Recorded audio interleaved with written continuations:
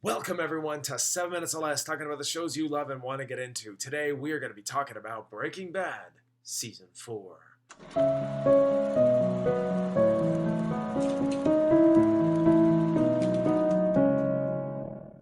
I have a lot to cover, so let's recap. I won't cover all the beats, but I'll do the best I can. Season 1, Walter White finds out he has cancer. In the weeks that he knows, he distances himself from his wife Skyler and kid Walter Jr. To add insult to injury, Skyler is pregnant.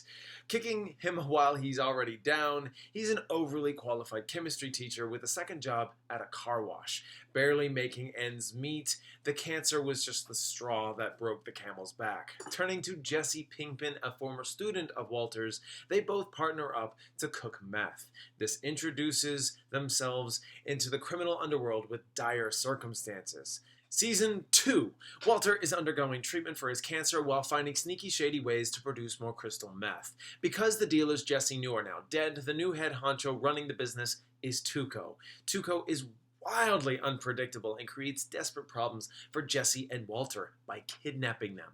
When DEA Hank Schrader, Walter's brother-in-law, follows the breadcrumbs and tracks down Tuco, this confrontation ends in a firefight, killing Tuco. Thereafter, Hank always finds himself extremely close to finding out who is making the new blue sky meth, but never knowing how close he really is. Anyway, Walter and Jesse go into the business themselves until Walter gets greedy, causing a territory dispute. They lose a meth dealer, and things fall apart. In the meantime, Jesse gets his life back together and falls in love with the landlord named Jane. Walter and Skyler have their baby, Holly, but this too falls apart when Skyler finally finds out the truth of Walter's deception and lies. Season 3. Skyler knows all about Walter's drug distribution and meth making, and well, she wants a divorce. Gus Fring offers Walter a chance to make meth for 3 months for $3 million, but he refuses both. Cousins of Tuco's come about seeking revenge against Walter after the murder of Tuco. Gus calls off the assassination and lures them to the path of Hank. Hank is attacked by them, but are killed, and Hank is severely injured. Jesse once again puts his life back together and starts making meth without Walt. This is one of many things that brings Walter back to the grind with a now big old super lab to create the unthinkable pounds of meth.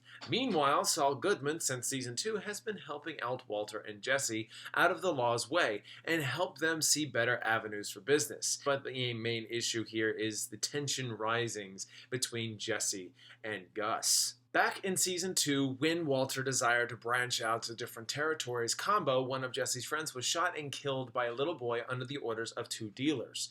When Jesse finds out through his new love interest, Andrea, has a little brother, and that same little brother was used to kill Combo, 2 and 2 go together, and Jesse realizes that Gus's dealers are using kids to do their dirty work.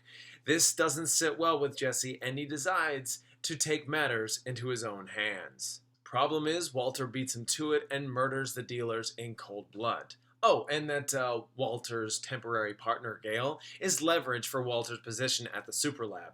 Jesse shoots and kills Gale, securing their position to be cooks under the employ of Gus. This is where Season 4 begins. Gus has been looking to get rid of Walter since the events of Season 3's finale, and Walter gives the ultimatum that if something happens to Jesse, he will no longer cook. If something happens to Walter, Jesse won't cook. After Gus's silent entrance to the super lab, the confrontation Walt and Jesse were expecting does not go according to plan, as Gus does something completely unexpected. From here, Jesse and Walter's journey split.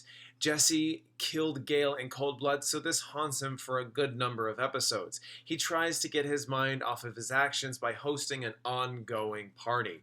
Jesse is in complete shutdown mode, which causes a problem for Gus. So they thusly put Jesse on a quest with Mike on a series of side missions to gain back his loyalty. This angers Walter profusely as the two are separated for a lengthy period of time and hinders his working method for cooking. Walter, however, is also making more money than he could ever imagine, and with the sum of money they cannot spend nor legitimately account for except for the illicit gambling winning story, That can only go so far. They officially buy a car wash to launder the money. Much to Skylar's surprise, this actually has more issues than she cared for. Skylar sort of redeems herself this time around as she tries to clean up her own actions. Nobody likes Skylar, but she's back and forth for me. Despite her efforts to not be a part of Ted's tax fraud, she ultimately helps him by cooking the books to help fabricate the accidental oversight in running a business. This is mostly to keep the IRS from sniffing around in Ted's business so nothing leads back to Skylar and Walter. I could go on for quite some time about everyone's story arc, how they are involved, but you ultimately get what's going on here. If they aren't suffering from the consequences of last season's events, they are covering up things to avoid suspicion. To most people, I have heard this is everyone's favorite season, Walter and Gus playing a dangerous game of cat and mouse to best each other in the business. I would have to say Walter pushes Gus to these tendencies as much as Gus pushes Walter. This ultimately leads to the most shocking yet utterly satisfying finales I have ever seen in recent years. It's taut, excellently crafted, shot beautifully, and when it all comes home, you are covering your mouth in shock. It is that good. Walter is now becoming the villain of the show, and this finale just teases it. And it's perfect. Absolutely perfect. This show, along with the other seasons, is perfect in every which way. I barely see a flaw in sight. And those flaws I can see are easily disregarded, too. Hell, I'll even omit them considering the fact that they would just look like nitpicks at this current time. This show reaches its height by season 3, tells you it's just getting started by far, and I cannot wait to tell you my opinion of season 5. For that, I'm going to give Breaking Bad season 4 an A. Alright guys and gals, thank you all so much for watching. I do hope you enjoyed my review for Breaking Bad Season 4. If you have anything to say, I would love to know your thoughts in the comments. If you're new to my channel, check out what I do here.